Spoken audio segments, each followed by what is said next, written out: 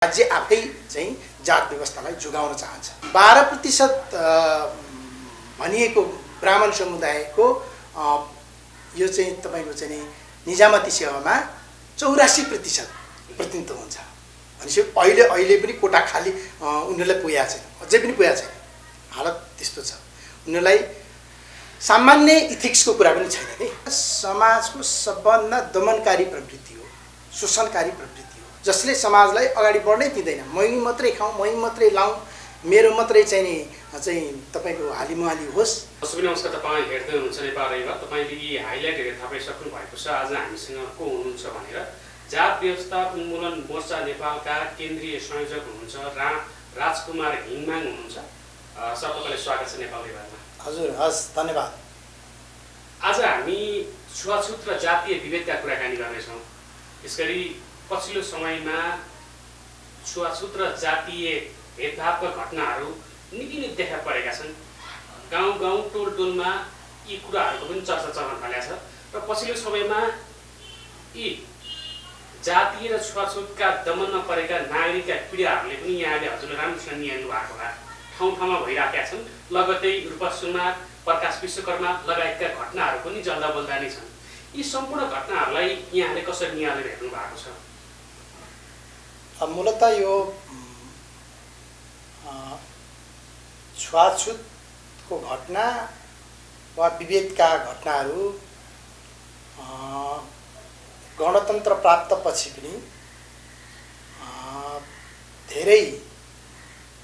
भन्दा धेरै आउन थालेको अनुभूति हुन्छ हामीलाई लाग्थ्यो यो भेदभाव चाहिँ गणतन्त्र प्राप्त पछाडि कम भएर जान्छ भन्ने लागेको थियो।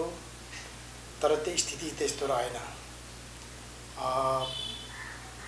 सामन्तवादले जसरी चाहिँ तपाईको चाहिँ भेदभावलाई व्यवस्थित गरेको थियो, अहिले विकसित भएको पुँजीवादले पनि स्वाभाविक रूपमा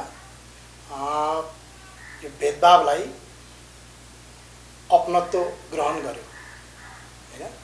जस्तो सामन्तवादले जसरी जनसमुदायमाथि दमन, शोषण, अत्याचार हैन अन्याय गरिराखेको थियो, त्यसको तपाईको चाहिँ नयाँ कलेबरमा चाहिँ आज पनि विभेद कायम रहेको छ। तपाईले सत्य कुरा गर्नुभयो र यो मूलभूत रूपमा यसको कारण के हो भन्ने जो प्रश्न छ तपाईको, यसको कारण चाहिँ नेपाली समाजमा र दक्षिण एसियाली समाजमा विकास भएको जात व्यवस्था नै हो।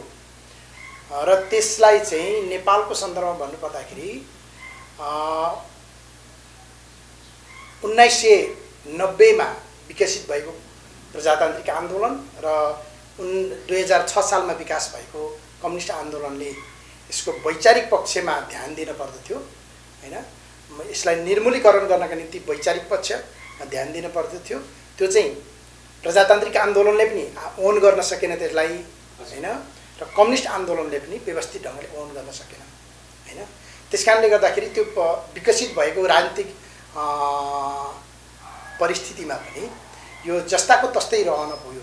र आज तपाईले भन्नुभयो रूपा सुनारमाथि, जो प्रकाश विश्वकर्मा माथि थुप्रै घटना, तपाईको चौजारी घटना पछाडि जो 35 जनाभन्दा बेसी चाहिँ दलित समुदायका सदस्यहरू मारिएका छन् र त्यो चाहिँ जात व्यवस्थाको कारणले नै, विभेदका कारणले नै मारिएका छन्। अलिकति हाम्रो दर्शकबिनहरूलाई र यो सम्बन्धी चासो राख्ने मान्छेहरूलाई पनि अलिकति प्रश्न पारिदिनुहोस्।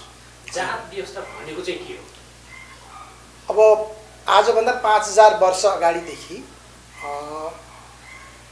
वर्ण व्यवस्थाका आधारमा चाहिँ विकसित गरिएको आर्थिक प्रणाली माथिको शोषण, राजनीतिक प्रशासनिक प्रणाली माथिको शोषण हैन, सामाजिक सांस्कृतिक प्रणाली माथिको शोषण, जो 1910 मुलुकैन 1910 मा जङ्गत बहादुरले व्यवस्थित गर्ने काम गरे र समाजमा लागू नै गर्ने काम गरे।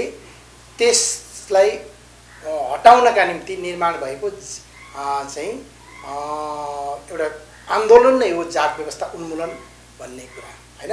र त्यसद्वारा त्यस आर्थिक, राजनीतिक, प्रशासनिक, सामाजिक, सांस्कृतिक प्रणालीको समुच्च स्वरूप हो जात व्यवस्था। र त्यसको हटाउने अभियान भनेको उन्मूलन अभियान हो। यसरी दलितका कुरा समेटिरहँदाखेरि यी कुराहरू गरिरहँदाखेरि शोषक पीडितका कुराहरू गरिरहँदाखेरि तपाईँहरूले पनि काठमाडौँमा भनौँ न यिनका हक हितका लागि लामो समयदेखि आन्दोलन गर्दै आउनुभएको छ। तपाईँहरूको पनि अग्रपन्थीमा नाम आउँछ। 10 वर्ष जनयुद्ध भयो र दलितका छोराछोरीहरूले हतियार समातेर न्यायका लागि जङ्गल छिरे, लडाइँ गरे। फेरि यही जसरी लडाइँ लडेका थिए, जुन न्यायका लागि लडाएका थिए, फेरि तिनैकै शासन पालामा तिनैकै सत्तामा यही कुरालाई दोहोरिरहँदाखेरि तपाईँ चाहिँ कसरी निहाल्नुहुन्छ यसलाई?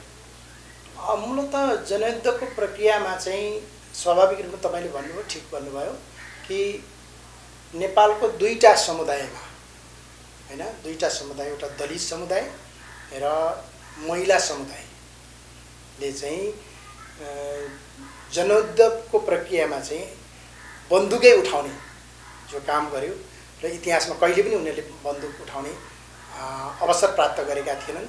जनयुद्धको चाहिँ प्रक्रियामा उनीहरूले त्यो अवसर प्राप्त गरे र जनयुद्धको प्रक्रियामा दलितहरू पनि सम्मानित हुने स्थिति बनेको थियो कि जनयुद्धको एउटा त्यसले वैचारिकी निर्माण गरेर त होइन, तर त्यसले कार्यक्रमिक स्वरूपहरूमा कतिपय कार्यक्रमिक स्वरूपहरूमा चाहिँ दलितहरूको मुद्दा मुक्तिको प्रश्न हैन, महिलाहरूको मुक्तिको प्रश्नका विषयमा अलिकति अग्रगामी ढङ्गले विषयवस्तु पस्केको कारणले गर्दाखेरि ठुलो समूह चाहिँ जनयुद्धको प्रक्रियामा सामेल भएको थियो र जनयुद्धको विश्राम पश्चात हैन, शान्ति सम्झौता पश्चात चाहिँ नेपालमा एउटा खालको चाहिँ उत्पीडित समुदायले ठुलो अपेक्षा गरेका थिए।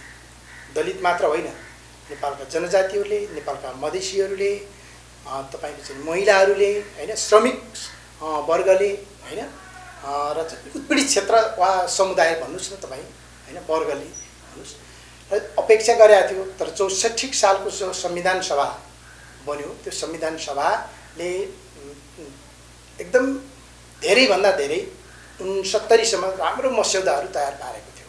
64 को संविधान सभाले 69 सम्म आउँदाखेरि त्यो राम्रो मस्यौदा दलितहरूको पक्षमा, महिलाहरूको पक्षमा, जनजातिहरूको पक्षमा हैन, उत्पीडित मधेसीहरूको पक्षमा एउटा राम्रो चाहिँ तपाईको चाहिँ मस्यौदाहरू तयार पारेको थियो। अधिकारको विषयमा एउटा त्यो सुनिश्चित हुने मोटामोटी आधार निर्माण गरिएको थियो।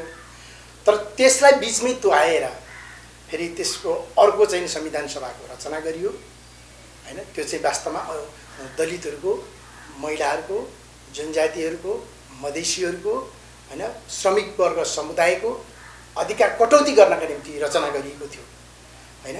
त्यसकारणले गर्दा त्यो प्रक्रिया कुरालाई एकैचोटि रोकेर यसैमा केही कुरा थप्न चाहे। हजुर, जसरी तपाईँहरू आन्दोलनमा हुनु भएको थियो, 10 वर्ष सङ्घर्ष गर्नुभयो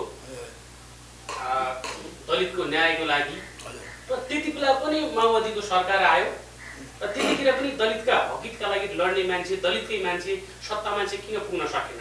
मैले भन्दैछु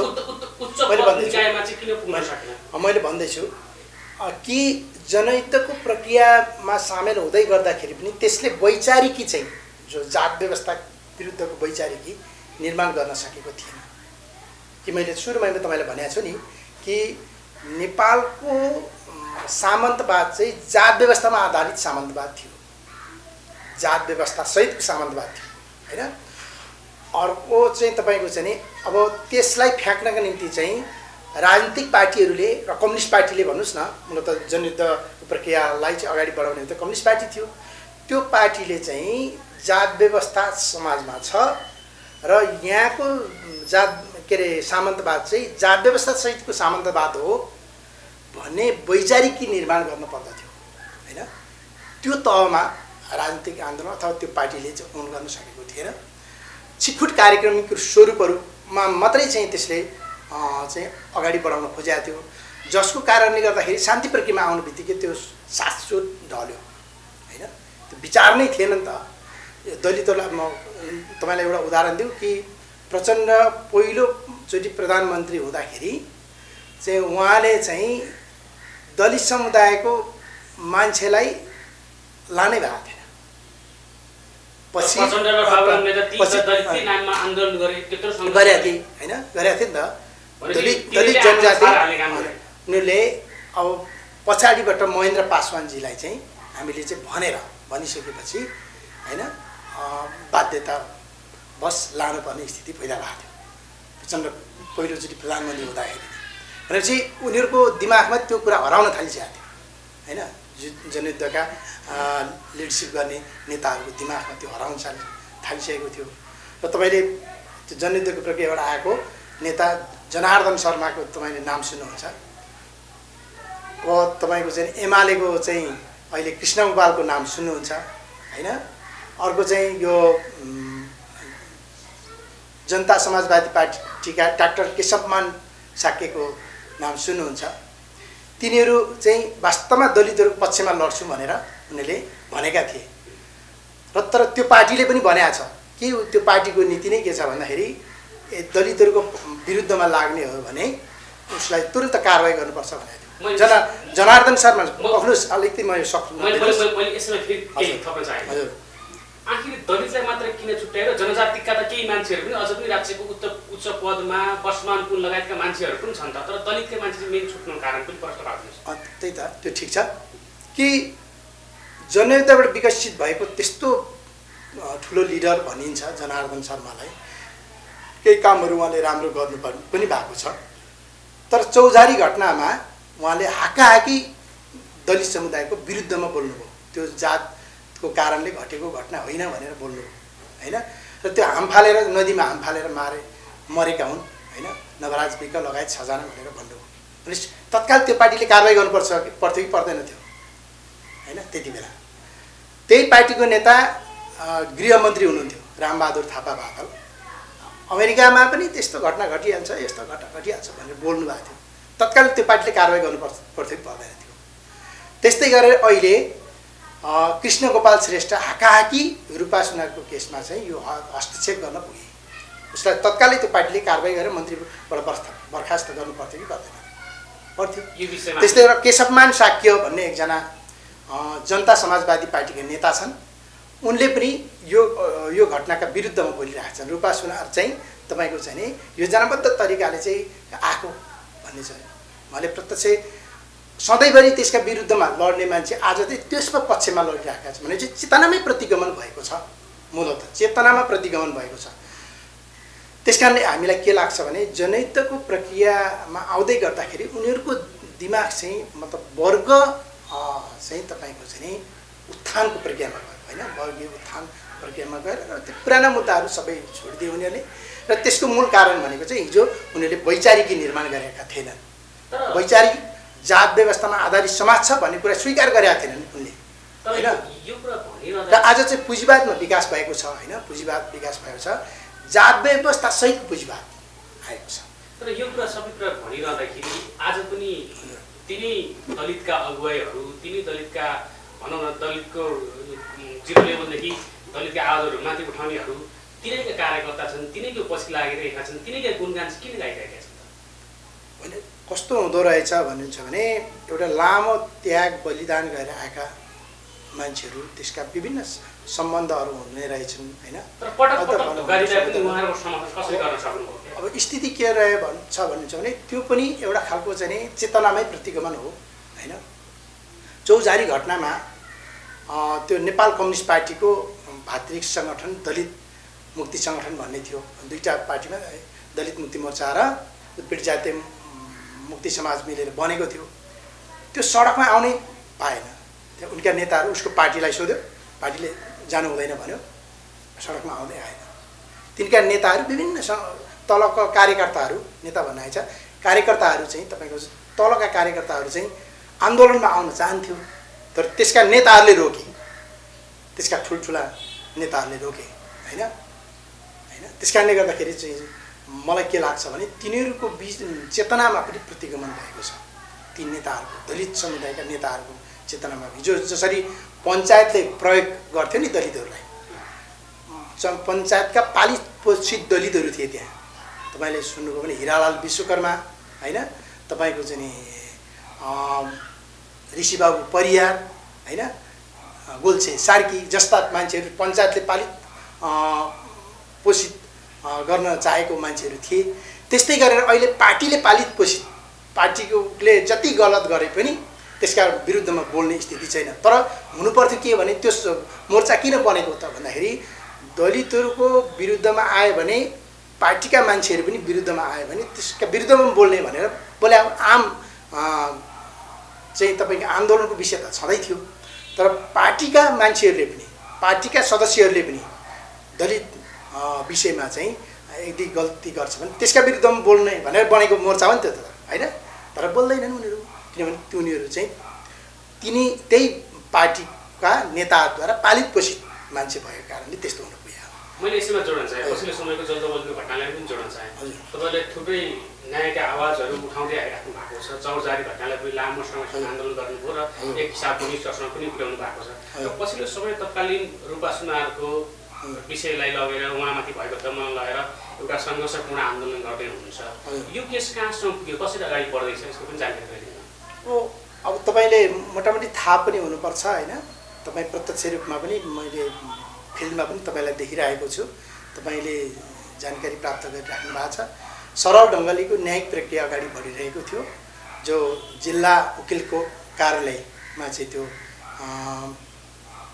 लगिएको थियो, त्यहाँबाट चाहिँ कृष्ण गोपाल मन्त्री शिक्षा विज्ञान प्रविधि तथा विज्ञान प्रविधि मन्त्री होइन, शिक्षा मन्त्री कृष्ण गोपाल श्रेष्ठजी आएर चाहिँ हस्तक्षेप गरेर त्यो मुद्दालाई चाहिँ उल्टाउन खोज्नुभयो।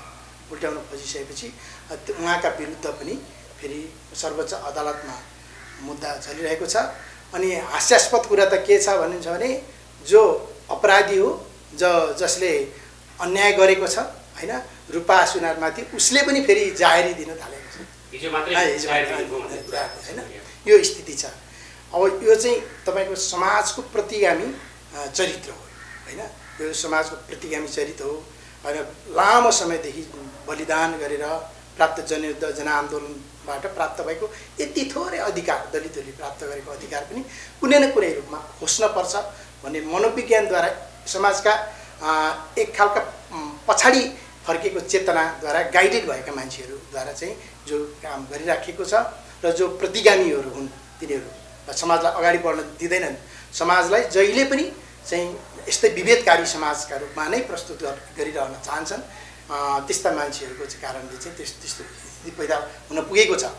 यसलाई हल गर्नका निम्ति चाहिँ अब फेरि पनि सम्पूर्ण दलित समुदाय एकगठ हुनुपर्छ र जात व्यवस्था विरोधी न्यायप्रेमीहरू एकगठ भएर चाहिँ अगाडि आउनुपर्छ। मैले यसमा जोड्न चाहेँ, हजुर, रूपा सुनारलाई दमन भइसकेपछि जुन हिसाबले उहाँले कानुनी उपचारको बाटो थाल्नु भएको थियो र पछिल्लो समयमा सामाजिक सञ्जालमा उहाँमाथि पनि एक किसिमको आलोचना गर्नेहरूको जमात देखिन्छ, आधुनिक तरिकाले विभेद गर्नेहरूको जमात देखिन्छ। रूपा सुनारले कोठा पाएनन्, हामीले कोटा पाएनौँ भनेर यो हिसाबको स्लोगन पनि उहाँले तयार गर्नुभएको थियो। यो कोटाको वास्तवमा कोटा कसरी दलितका लागि या पिछडिएका वर्गका लागि कोटाको व्यवस्था कसरी भएको थियो, वास्तवमा के हो, यो अलिकति यसको बारेमा प्रश्न पार्नुहोस्। कोटा व्यवस्था भएकै थिएन वास्तवमा। सामान्य चाहिँ तपाईँको चाहिँ नि आरक्षण भन्ने चिज प्राप्त भयो। संसारभरि नै यो पोजिटिभ डिस्क्रिमिनेसन भन्छन् त्यसलाई होइन। तर सकारात्मक विभेदको नीति होइन, जुन समाजमा विभेदमा पारिएको, हिजोदेखि राज्य चाहिँ विभेदमा पारिएको समुदायलाई सकारात्मक विभेदको नीति अन्तर्गत चाहिँ उनीहरूलाई थोरै आरक्षणको नीति अन्तर्गत अगाडि बढाउन खोजिएको थियो। नेपालमा त्यति मात्रै भएको थोरै होइन। दलितहरू मोटामोटी 5-6% दलितहरू राजनीतिक नियुक्तिक प्रक्रियामा अथवा राजनीतिक प्रक्रियामा छन्। राजनीतिक पार्टीहरूमा त छँदै छैन होइन। तपाईँको प्रशासनिक संयन्त्रमा निजामती सेवामा 4% वरिपरि होइन, 4% पनि होइन, तपाईँको 2% वरिपरि इन टोटलमा चाहिँ तपाईँको चाहिँ मान्छेहरूको प्रवेश छ। र चाहिँ तपाईँले देखिहाल्नुभयो लोकसेवा आयोगले त पछिल्लोचोटि 1000 मान्छे 1000 सदस्य मागेको ठाउँमा चाहिँ जम्मी 500 पनि समानुपातिक रूपमा समावेशी कोटामा चाहिँ 500 मान्छे पनि लान चाहेन, खोजिदिइहाल्यो त्यसले होइन। कि जबकि त्यो चाहिँ समावेशीको नीति अन्तर्गत जाने हो भने 4500 होइन, 4500 भन्दा बेसी चाहिँ समावेशिताको नीति अन्तर्गत प्रवेश गर्नुपर्ने हो र त्यसले 20 वर्ष पछाडि हान्यो भन्ने हाम्रो ठम्याइ छ। यो चाहिँ यो स्वाभाविक रूपमा चाहिँ समाजमा विभेदमा पारिएकाहरूलाई चाहिँ उठाउनका निम्ति नै गरिन्छ र यो पुगेको थिएन वास्तवमा। 13.8% दलितहरू सरकारी आँकडा अनुसार पनि 13.8% दलितहरू छन् हैन। सरकारी आँकडा दलित आन्दोलन त मोटामोटी 20% दाबी गर्छ, 20%, तर 13.8% दलितहरू सबै ठाउँमा पुग्नुपर्छ भन्ने यो संविधानको परिकल्पना हो हैन। यो संविधानकोले प्रत्यायोजन गरेको कुरा हो। तर स्थिति के भइदियो भने अब समावेशी कोटामा तपाईको 2% मान्छेहरू पनि पुगेका छैनन्, त्यसको पनि विरोध गरेका छन् हैन। अनि वर्षौं त यो तपाईको सबभन्दा माथि परेको समुदाय भनेकोले चाहिँ आजभन्दा 5000 वर्षदेखि खाइभइआएको छ। 5000 वर्ष अगाडिदेखि उनीहरूले नै चाहिँ तपाईको चाहिँ तपाईको राजनीतिक प्रशासनिक क्षेत्रमा हैन, तपाईको चाहिँ यो सामाजिक सांस्कृतिक उत्पीडनको क्षेत्रमा चाहिँ तपाईको चाहिँ अर्को चाहिँ आर्थिक प्रणालीको क्षेत्रमा उनीहरुकै शोषण दमन छ, अत्याचार छ, उनीहरुको हालिमुहाली छ। 12% भनिएको ब्राह्मण समुदायको यो चाहिँ तपाईको चाहिँ निजामती सेवामा 84% प्रतिनिधित्व हुन्छ भनेपछि अहिले पनि कोटा खाली उनीहरुलाई पुगेको छैन, अझै पनि पुगेको छैन। हालत त्यस्तो छ। उनीहरुलाई सामान्य इथिक्सको कुरा पनि छैन नि। उनीहरुले 80% बढी बाहुल्यता उहाँहरुको हुँदाखेरि पनि उहाँहरु किन अझै पनि त्यो 2% को लागि विरोध गर्न कारण चाहिँ के हो? ती विरोध गर्नेहरुलाई चाहिँ के भन्नुहुन्छ? हैन, यो त समाजको सबभन्दा दमनकारी प्रवृत्ति हो, शोषणकारी प्रवृत्ति हो हैन, शोषणकारी प्रवृत्ति हो जसले समाजलाई अगाडि बढ्नै दिँदैन। मै मात्रै खाऊँ, मै मात्रै लाऊँ, मेरो मात्रै चाहिँ नि चाहिँ तपाईको हालिमुहाली होस् भन्ने प्रवृत्ति त्यो समाजमा चेतनामा जो जागिरहन्छ त्यो त्यसले त्यस्तै गरिरहन्छ, सोचिरहन्छ र त्यसलाई चाहिँ राज्यले नियमन गर्नुपर्ने हो अथवा राज्यले चाहिँ तत्कालै त्यस्ता सोच भएका वर्तमान ऐन कानुन र संवैधानिक व्यवस्थाहरूले जे अधिकार दिएको थियो त्यो चाहिँ राज्य लागू गर्ने प्रक्रियामा जानु पर्दथ्यो के। तर राज्य आफै चाहिँ जात व्यवस्थालाई जोगाउन चाहन्छ। जात व्यवस्था जोगाउने प्रकृतिको राज्य छ। कारण त स्वाभाविक तपाईलाई थाहा छ। मैले अघि सुरुमै भने नि सामन्तवाद चाहिँ जात व्यवस्थामा आधारित थियो र पुँजीवाद पनि जात नदिने भनेपछि त हामी त्यो योभन्दा माथिको अधिकार मागिराखेका छौँ। हामीले योभन्दा माथिको अधिकारको चाहिँ पुरा गरिराखेका छौँ हैन। अब यो संविधानको दायराबाट मात्रै दलितहरूको मुक्तिको प्रक्रिया अगाडि बढ्दैन अथवा जात व्यवस्थाको उन्मूलनको प्रक्रिया अगाडि बढ्दैन भनिराखेका छौँ। तर उनीहरूले चाहिँ के भनिराखेका छन् भने यहाँ भएको पनि कटौती गर्नुपर्छ भन्छन्। नेपाली समाजलाई अग्रगमनतिर लाने हो भने र अगाडि बढाउने हो भने सबै सिङ्गो जनसङ्ख्याबाट हैन व्यवस्थित ढङ्गले छनौट प्रक्रिया पो अगाडि बढाउनुपर्छ। धेरै मान्छेहरूबाट छनौट भनेको सुन्दर मान्छेहरू आइपुग्छन् हैन। आज देख्नुस् त भ्रष्टाचारै भ्रष्टाचार छ हैन। तपाईको न्यायालयमा भ्रष्टाचार छैन कि, तपाईको निजामती सेवामा भ्रष्टाचार छैन कि, तपाईको चाहिँ विभिन्न चाहिँ संवैधानिक आयोगहरूमा भ्रष्टाचारको कुरा सुन्नुहुन्न कि, तपाईको चाहिँ विभिन्न कूटनीतिक नियोगहरूमा तपाईले भ्रष्टाचार देख्नुहुन्न कि हैन। जताततै तपाईको अब मन्त्री परिषदमा भ्रष्टाचार तपाईले खुला हेर्नुस् है, संरचित भ्रष्टाचार छ। मैले अब अघि कुरामा जोड्न चाहे जसरी हिजो भर्खरै मात्र जुन हिसाबले रूपा सुनारमाथि अझै फेरि मुद्दा दायर गरेकी थिए, अदालतको पनि चाँडै फैसला आउँछ भन्ने हामी कहीँ सुनेका छौँ। हजुर, अदालतको फैसला कस्तो रहन्छ जस्तो लाग्छ हजुरलाई? हामी अपेक्षा गरौँ रूपा सुनारमाथि न्याय गर्नुपर्दछ, अदालतले गर्छ भन्ने नै लागेको छ। अहिले धेरै आशंका गर्ने कुरा पनि भएन अनि स्वतन्त्र ढङ्गले उसलाई छानबिन गर्ने कुरा को ग्यारेन्टी हैन हामीले गर्नुपर्दछ, अनुरोध गर्नुपर्दछ हैन। हामीले त्यो खालको चाहिँ उचाइबाट सोच्नुपर्दछ। यद्यपि सिङ्गो संरचना हेर्नुहुन्छ भने चाहिँ यो संरचना न अदालतमा न न्यायालयमा हैन न चाहिँ अरू संयन्त्रहरूमा हैन। यसरी मन्त्रीले नै अपराधलाई संरक्षण गर्दाखेरि हजुर न्यायको अपेक्षा राख्ने कतिको चाहिँ सुझाव दिन्छ या कतिको हैन। कतिपय सन्दर्भमा चाहिँ अब अहिले अदालतहरूले न्यायपूर्ण फैसलाहरू पनि गर्दै आएको स्थिति छ कतिपय सन्दर्भमा हैन। त्यो अपेक्षा गर्नुपर्छ। तर हामी पनि त्यो अपेक्षा गरौँ हैन। भोलि नै तपाईको चाहिँ नि रूपा सुनारलाई अनि चाहिँ तपाईँको चाहिँ कृष्ण गोपाल शेषलाई, प्रहरी प्रशासनलाई र चाहिँ त्यो वकिल कार्यालय होइन भोलि सर्वोच्च अदालतले बोलाएको छ। त्यहाँ चाहिँ अब हामीलाई के लाग्थ्यो भने कृष्ण गोपाल श्रेष्ठलाई नै अदालतले चाहिँ अन्तरिम आदेश दिनुपर्दथ्यो भन्ने लाग्छ। त्यो चाहिँ गरेन। तैपनि यो न्यायिक प्रक्रियालाई चाहिँ अगाडि बढाइरहेकै छ भन्ने लागेको छ। त्यसप्रति हामी धेरै अहिले नबोलौँ कि न्यायपूर्ण फैसलाका निम्ति हामी अपेक्षा गरौँ। अब मैले पहिलाको घटना जोड्न चाहेँ। हजुर लम्कीको घटना जुन प्रकाश विश्वकर्माले एउटा राहुलको छोरी विवाह गर्नु भएको, तर 21 दिन जङ्गलमा बसेको भन्ने कुरा उहाँले आफ्नो फेसबुक लाइभबाट गर्नुभएको थियो। यो घटनालाई कतिको निहाल्नु भएको छ? उहाँहरूको उजुरी पनि दर्ता गरिएन, लगायतका अन्यहरूको पनि प्रहरीले उजुरी दर्ता गरेर मान्दैन भन्ने कुरा आएको छ। के भन्नुहुन्छ तपाईँ लगायतको थुप्रै टिम काठमाडौँमा उहाँहरूको हक हितको लागि अग्रगामी रूपमा जानुभएको छ, तर दलितका मुद्दा नै दर्ता नगरिदिने, यो उहाँहरूको आवाजै नसुनिदिने भनिरहँदाखेरि राज्यप्रतिको दमन त केही बताइसक्नु भएको छ, तर स्थानीय ठाउँको प्रहरीले पनि यो गरिरहँदाखेरि के भन्नुहुन्छ, कसरी हेर्नुहुन्छ? अनि यो घटना भोजपुरको घटना भयो होइन, भोजपुरमा त्यस्तै खालको घटना भयो। त्यसमा पनि प्रहरीले उजुरी लिन मानेन। यही रूपा सुनारको केसमा पनि हामीले दिनभरि पुरेर नै उजुरी दर्ता गराएका हौँ होइन। उहाँले त्यसरी उजुरी दर्ता गराउनु भएको। तपाईँको चाहिँ नि अर्को चाहिँ अब कैलालीमा पनि प्रकाश विश्वकर्मामाथि जुन खालको चाहिँ नि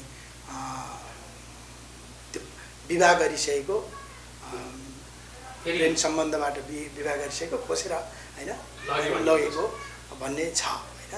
त्यसो गर्दाखेरि यो राज्य सिङ्गो राज्य व्यवस्था नै पुलिस प्रशासन पनि कुनै न कुनै रूपमा जात व्यवस्थामा आधारित छ होइन। त्यस कारणले त्यसले सजिलै दलितहरूलाई न्याय दिँदैन। यसलाई त्यही त भनेका छौँ हामीले। त्यहाँ पनि हरेक पुलिस चौकीमा, पुलिस प्रशासनमा हरेक ठाउँमा चाहिँ त्यहाँ दलितहरूको उपस्थिति हुन्थ्यो भने त्यो गर्न सम्भव थिएन कि। कैलालीको प्रकाश विश्वकर्माको केसमा चाहिँ यहाँ कतिको ध्यान आकर्षण छ? अनि हामीले भनिरहेका छौँ हाम्रो सङ्गठनका साथी होइन, तपाईँको त्यहाँ सुदूरपश्चिम प्रदेशका चाहिँ तपाईँको संयोजक विजय विश्वकर्मा त्यो केसमा लागिराख्नै भएको छ। त्यो हाम्रो त्यहाँ सङ्गठनले वक्तव्य निकालेर चाहिँ त्यसको भर्सना गरिसकेको छ। हामी त्यो केस लगायत देशभरि भएका घटनाहरूको चाहिँ विषयमा हामीले हाम्रो सङ्गठनको तर्फबाट पनि भनेका छौँ कि अब राज्यमा देशभरि नै यस्ता घटनाहरू श्रृङ्खलाबद्ध घट्न थाल्यो। दलितहरूमाथि हिजो त आउँदैन थियो, अब सञ्चार माध्यमले दिँदैन थियो अथवा प्रतिनिधि घटनाहरू मात्रै आइपुग्दथे। अहिले चाहिँ सञ्चार माध्यम जनताको पहुँचमा सञ्चार माध्यम पुगिसक्यो। अब छुपाउन सकिने स्थिति छैन। त्यो तलबाट केसहरू आउँछन् र जो विभेदकारीहरू छन् तिनीहरूको नाम सङ्कलन गर्नुहोस् भनेर हामीले सङ्गठनका प्रदेश संयोजकहरूलाई हामीले निर्देशन गरिसकेका छौँ। र जो त्यस्ता घटनाहरू आउँछन् त्यो समुच्च रूपमा हामी राज्यलाई कारबाही गर्नका निम्ति अनुरोध गर्छौँ। न्यायिक प्रक्रिया अब मैले यसैमा थप्न चाहेँ कुरा रोकेर। हजुर, पछिल्लो समयमा युवा जमातको एउटा आवाज छ। हाम्रो बाजेले पनि यही थिचु लिएर पीडा लिनु पर्यो जातीय छुवाछुत विरोधमा, बाबुले पनि त्यही गर्नु, त्यसैमा पीडा भोग्नुभयो र हामीले पनि भोगिरहेका छौँ 21औं शताब्दीमा भनेर उहाँले ज्वलन्त आवाज उठाउनु भएको छ। तपाईँले 10 वर्ष सङ्घर्ष गर्नु भएको छ। त्यत्रो सङ्घर्ष गर्दाखेरि पनि अहिलेको पुस्ताले त्यो समस्या भोगिरहेको छ। अब यो समस्या कहिलेसम्म भोगिरहने, यसको अन्त्य चाहिँ कसरी हुन्छ? होइन, अब नेपालको राजनैतिक आन्दोलन यो राजनैतिक विषय हो यो होइन। नेपालको राजनीतिक आन्दोलनले नै यसलाई एड्रेस गर्नुपर्छ होइन। र आम दलित समुदायका जो आन्दोलनकारी साथीहरू हुन्छ, युवापन्थी अहिले आन्दोलनमा जबरजस्त आउन थालेको छ। अहिले अध्ययन गरेका युवाहरू होइन, दलित समुदायका अध्ययन गरेका जात व्यवस्थालाई बुझ्ने साथीहरू र यसका विरुद्धमा लाग्नुपर्छ भने ठुलो पङ्क्ति दलित समुदायको पनि आएको छ र गैर दलित समुदायको ठुलो तबका प्रगतिशील न्यायप्रेमी जनसमुदाय पनि यसका विरुद्धमा आएको छ। र अब पार्टी राज्य प्रणालीलाई जात व्यवस्था विरोधी बनाउनुपर्छ, जात व्यवस्था विरोधी राज्य प्रणाली बनाउनका निम्ति लागि पर्नुपर्दछ।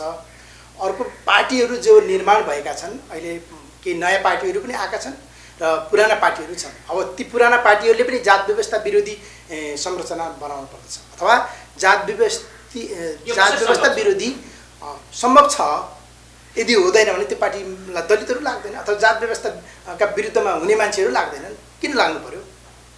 स्वयं वर्षदेखि चाहिँ उत्पीडन भोगिरहेको छ, त्यो फेरि पनि खेप्नका निम्ति त्यो पार्टीमा लाग्नुपर्ने हैन। त्यसको वैचारिकी जात व्यवस्था विरोधी हुनु पर्यो, त्यसको चाहिँ सङ्गठनात्मक संरचना जात व्यवस्था विरोधी हुनु पर्यो र त्यसको चाहिँ अभियान जात व्यवस्था विरोधी हुनु पर्यो। पार्टीहरू चाहिँ त्यत्तिकै बस्न सक्दैन हैन। यसो समावेश 2-4 जना मान्छेले लिएर टपक्क राख्यौँ भनेर मात्रै हुँदैन। त्यसको उसको सङ्गठनात्मक संरचनाबाट त्यो जात व्यवस्था विरोधी हुँ भनेर प्रस्तुत गर्न सक्नुपर्दछ हैन। त्यसको चाहिँ तपाईँको चाहिँ वैचारिक रूपमा चाहिँ हामी नेपाली समाजमा जात व्यवस्था छ, यो हटाउनका निम्ति हाम्रो चाहिँ हामी प्रतिबद्ध छौँ भनेर त्यस्तो खालको जात व्यवस्था विरोधी नीतिहरू तय गर्नु पर्यो हैन। अर्को चाहिँ तपाईँको चाहिँ कार्यक्रमहरू चाहियो के। एउटा त राज्य प्रणालीबाट कार्यक्रम चाहियो, अर्को पार्टी र पार्टीका भातृ सङ्गठनहरूबाट अभियान चाहियो। खै आजसम्म त तपाईँको चाहिँ दलितहरूको विषयमा दलितहरू मात्रै बोल्नुपर्ने स्थिति पैदा भएको छ। रूपा सुनारकै केसमा हेर्नुहोस्, तपाईँको महिला हो, उहाँ एक प्रकारको सशक्त महिला हो, उहाँको यहाँ महिला सङ्गठनहरू यतिका धेरै छन्, कसैले विज्ञप्ति निकालेको देख्नुभयो तपाईँले? रुकुम जाजरकोट घटनामा घटिरहँदाखेरि त्यत्रो गरिरहँदाखेरि पनि दलितकै मान्छेहरू पनि आन्दोलनमा सहभागी हुन सकेनन्। पार्टीका विद्यार्थी नेताहरू भातृ सङ्गठनहरूले मान्छे सहभागी हुन सकेनन्। दलित पिरोरेटी आउँदाखेरि, दलितले कुटाइ खाइरहँदाखेरि, दलितले ज्यान गुमाइरहँदाखेरि दलितै आन्दोलनमा सहभागी हो। के लाग्छ हजुरलाई? अनि यो चाहिँ यस्तो छ, एउटा चेतनामा नै प्रतिगमन भने नि मैले अघि तपाईँलाई, दलित हरेक समाजमा 3 खालका प्रवृत्तिहरू हुन्छन्। एउटा चाहिँ प्रतिगामी प्रवृत्ति हुन्छ, एउटा चाहिँ यथास्थितिवादी प्रवृत्ति हुन्छ, अर्को चाहिँ अग्रगामी प्रवृत्ति हुन्छ हैन। त्यो दलित समुदायभित्र पनि प्रतिगामी प्रवृत्तिहरू छन्। आज पनि राजतन्त्रलाई मान्नुपर्छ भन्ने दलितहरू छन्। हेर्नु न, तिनीहरूको चेतना के भएको हो? राजतन्त्र चाहिन्छ भन्ने दलितहरू छन्। हिजो अब तपाईँले देख्नुभयो यही रूपा सुनारको केसमा कति दलित समुदायका साथीहरूले चाहिँ अभिव्यक्ति गरेको सुन्दाखेरि हैन, आन्दोलनमै लागेका मान्छेहरूको अभिव्यक्ति सुन्दाखेरि पनि चाहिँ दया लाग्छ। हेर्नुहोस् है, त्यस्तो प्रवृत्ति प्रतिगामी प्रवृत्ति, पछौटेपनाले ग्रसित भएको प्रवृत्ति हैन।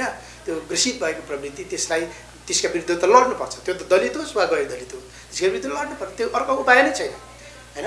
र यथास्थितिवादी प्रवृत्तिलाई पनि अग्रगामी प्रवृत्तिमा रूपान्तरणका निम्ति हामीले मेहनत गर्नुपर्छ। र यो अग्रगामी ढङ्गले सोचिरहेका दलित तथा गैर दलित न्यायप्रेमीहरू छन्, उनीहरूलाई साथमा लिएर अगाडि बढ्नुपर्छ र यो एक दिन सफल हुन्छ। यो मान्छेले बनाएको हो, मान्छेले नै भत्काउने हो।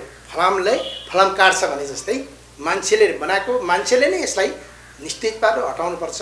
निषेध नियम जो छ नि हैन, मार्क्सवादले त्यसलाई अध्ययन गर्छ नि, त्यो नियम लागू गर्नुपर्ने हुन्छ।